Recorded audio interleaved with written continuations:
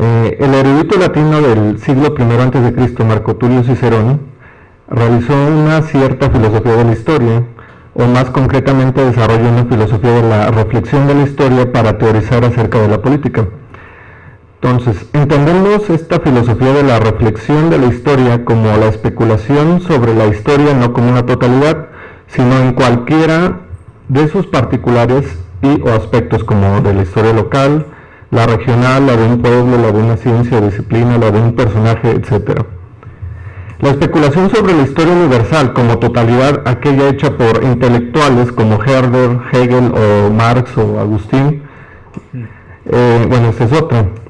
Y aquí no es la materia de la cual deliberaré. Esta filosofía fue llamada por el teórico Walsh filosofía especulativa de la historia, y por Robert Dawson metahistoria, y en general por Hegel pues simplemente filosofía de la historia, igualmente por Voltaire o por y otros muchos, simplemente se le llama así. A esta la catalogamos como filosofía sistémica de la historia, para distinguirla de esta otra, de la filosofía de la reflexión sobre la historia. Esta última sería más bien la especulación de cualquier parte y aspecto específico de la historia en aras de sustentar filosofía política, ética, filosofía de la religión y o estética, pero también en aras de comprender en sí la historia específica de un área geográfica o de una época como explicativa del ser humano, explicativa del ser humano de esa área y o épocas específicas. Luego abundaré más sobre esto para que quede más claro. Cicerón concibió a la historia como una herramienta de la cual se pueden obtener definiciones y ejemplificaciones filosóficas y lecciones éticas, y empleó todas estas para fundamentar una política apropiada para Roma y para la humanidad. En el texto de Cicerón sobre la República encontramos 4 puntos a favor de filosofar utilizando la historia. Primero, establece que los ejemplos y discursos hechos por personajes político-históricos son superiores a lo realizado por cualesquiera filósofos especulativos. Esto es claro cuando Lelio, uno de los personajes de este texto, le dice al héroe de la Tercera Guerra Púnica, Escipión Emiliano, que también es el protagonista de este texto, que su discurso sobre lo que es la República es superior debido a que es real a cualquiera de los hechos por los filósofos griegos, Platón o Aristóteles o Sócrates. Segundo argumento, Escipión Emiliano, para mejor argumentar a favor del régimen mixto de gobierno, a favor de la forma de gobierno que se sustenta en un equilibrio de poder entre la monarquía, la aristocracia y el pueblo, asegura que es mejor argumentar haciendo uso de una república real histórica, la romana, específicamente la romana, que de una ficticia como la que hace Sócrates y Platón en su texto sobre la República. Tercer argumento. Lelio afirma que los argumentos basados en los hechos históricos de una república específica, Roma, son mejores por fijos, concretos, de fixa, que los basados en repúblicas ficticias y movedizas, o sea, la que inventa Platón en su república. Estas repúblicas vaganti en latín. Y cuarto argumento, Escipión aduce que la mejor forma de establecer los más óptimos gobiernos y leyes es basándose en el gobierno y la ley reales y no ficticios de la más grande república que históricamente ha existido hasta entonces, Roma. Sobre la República apreciamos también varios ejemplos de argumentación de filosofía de la reflexistoria o sobre la historia. Veamos 5 de ellos. Cicerón, primer ejemplo, hace uso de pasajes y personajes de la historia política de la antigüedad. Específicamente hace uso de la historia de Persia, Marsella y Atenas para sustentar que el régimen mixto, monárquico, aristocrático, democrático, es superior a cualquier régimen en el que uno solo de los estamentos gobierna. Segundo ejemplo, los cambios de régimen políticos en las repúblicas a través de casos históricos reales los utiliza en el específico caso de los cambios de régimen de la historia de Roma. Del cambio ¿se acuerdan que Roma en un principio era una monarquía, luego una república, luego un imperio? Y esto se ejemplifica mejor según Escipión Emiliano.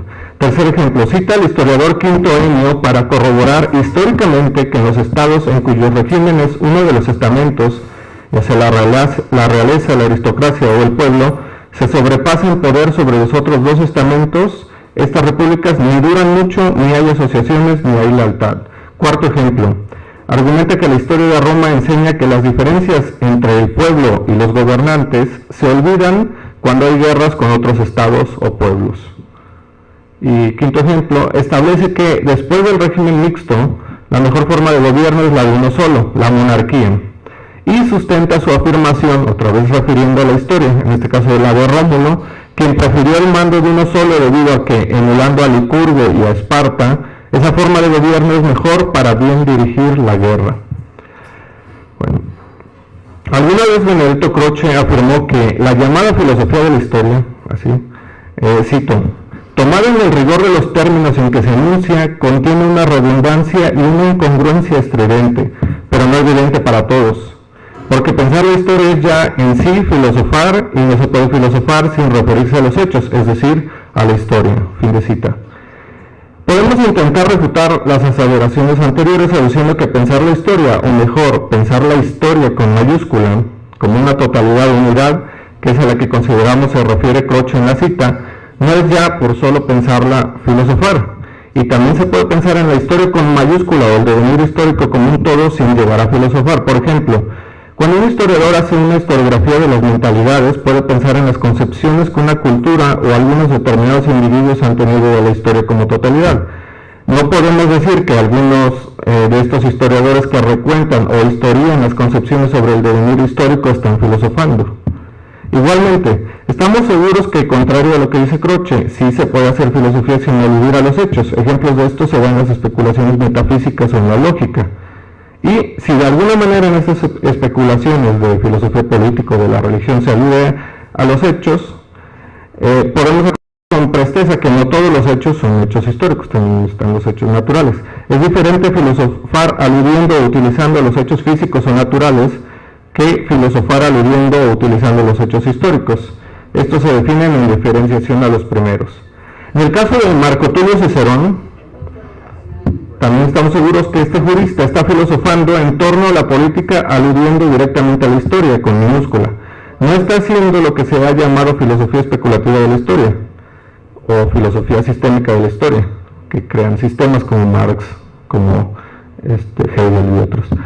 Pues no delibera en torno a la historia con mayúscula, como una totalidad. Lo que hace es lo que llamamos una filosofía de la reflexión sobre la historia política, concretamente, porque a partir de la reflexión en torno a diferentes historias concretas hace filosofía política, a partir de la deliberación en torno a la historia de la antigüedad, a la historia de lugares como Persia, Grecia o Roma, a la utilización de la historia de como épocas como la de Grecia de Pericles, la época de la monarquía o la república romanas, etcétera, y al uso de la historia de áreas de conocimiento específico como la historia política, la militar que yo mencioné, la naval, la de la religión, la social, la cultural, llega a sustentar una filosofía política. Las historias con minúscula. Es decir, a partir de lo único, lo particular y lo irrepetible, que son las diversas historias empleadas, llega a afirmar generalizaciones sobre la política y las leyes, argumenta sobre conceptos universales como la justicia, la igualdad y la prudencia. A partir de las reflexiones de Cicerón en torno a estas historias con minúscula, para hacer filosofía política podemos contestar a otros cuestionamientos, es el caso del filósofo Antonio Caso, que estos cuestionamientos que hacía en contra de esta filosofía de la historia o filosofía especulativa de la historia. Veamos lo que Caso decía al respecto de esta, y lo cito. ¿Qué utilidad tendría la filosofía de la historia al lado de la lógica, la estética, la ética y la filosofía de la religión? El valor de la existencia y de la ciencia es la única cuestión filosófica que discuten dichas disciplinas.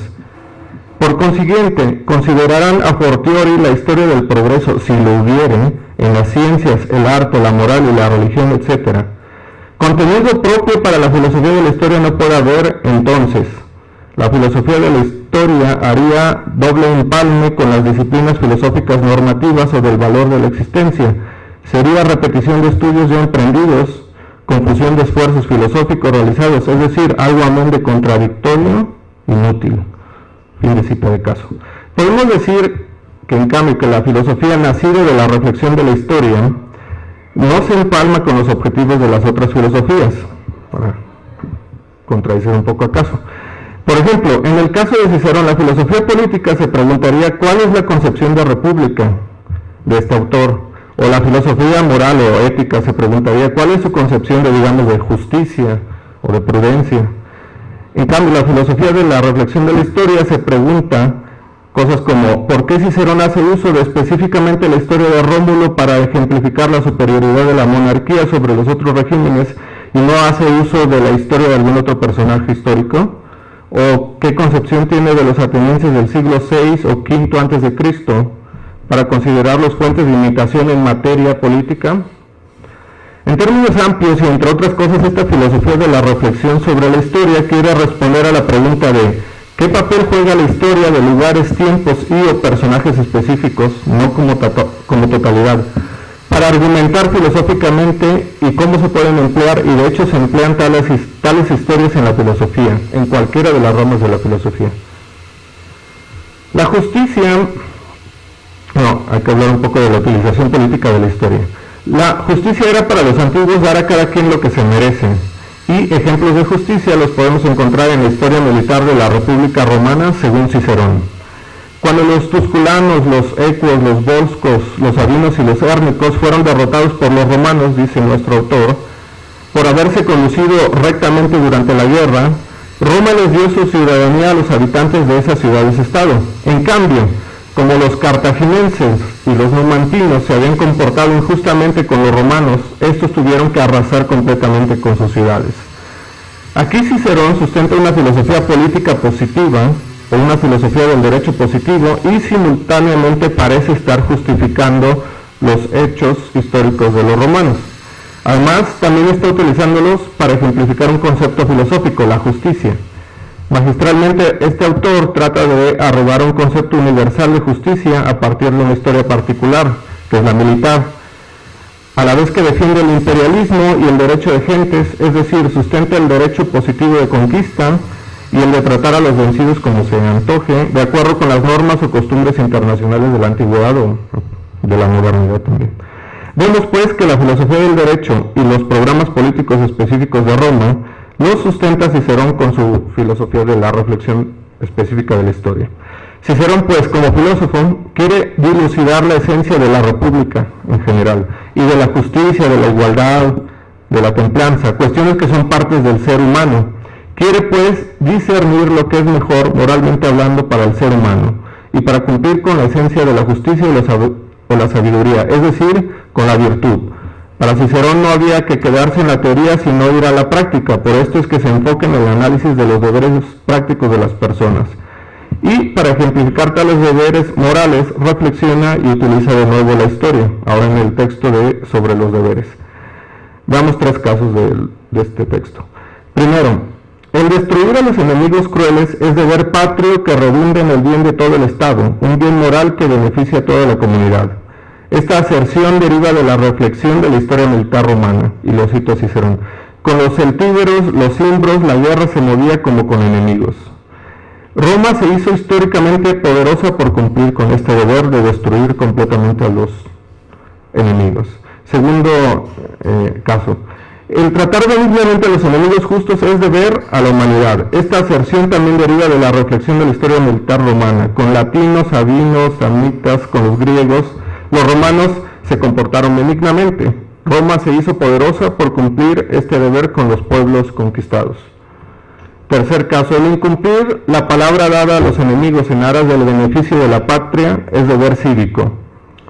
Esta aserción también deriva de una reflexión de la historia militar romana. Así, Cicerón continúa dando razonamientos para sustentar los deberes morales basándose en la propia historia de su nación. En un proceso inductivo basado en hechos históricos, nuestro autor llega a lo general. Encuentra un sentido filosófico dentro de diferentes hechos históricos. Esta labor filosófica de búsqueda de sentido, por cierto, es similar a la que hace el historiador, según la descripción de Raymond Aron, quien dice, cito a Aron: a todo nivel, si uno se concentra en un evento fragmentario confinado a los límites de un campo de batalla, o al curso de un día, o al inmenso fenómeno que es el Imperio Romano o el mundo mediterráneo, es el historiador quien hace de este evento fragmentario una unidad y teje el patrón de significado, el doble proceso característico de la reconstrucción del pasado. Fin de cita. Siguiendo a Aaron, el historiador toma entonces eventos fragmentarios de la historia para buscar y construir un sentido dentro de un proceso más amplio, a veces de un proceso universal. El filósofo, en especial el que delibera en la política y la moral, toma eventos fragmentarios de la historia para construir o sustentar o explicar un o el sentido de la acción humana a nivel más amplio o universal. Un historiador, digamos Henri Pirenne, toma fragmentos de la historia de la antigüedad, del medievo, de la modernidad, de los diferentes pueblos, etc., para encontrar o formar un sentido